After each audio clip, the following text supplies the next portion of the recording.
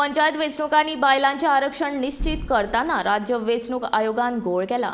या घोळाचेर उपाय काडपा खातीर सरकार खंडपीठाच्या आदेशाक सर्वोच्च न्यायालयान आव्हान दितले अशें भाजपा गोय प्रदेशाध्यक्ष सदानंद शेट तानावडे हांणी सांगले।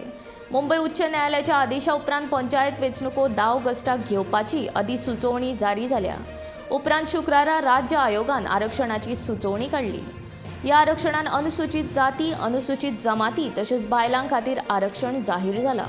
मात हातूंत ओबीसी म्हळ्यार हेर मागासवर्गीयां खातीर मात आरक्षण जाहीर जावंक ना।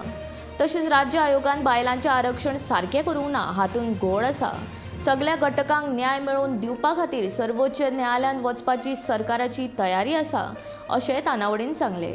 विरोधी आमदारूच न्हय जाल्यार मंत्र्यांनी लेगीत आरक्षणाचेर निरशेवणी उक्तायला।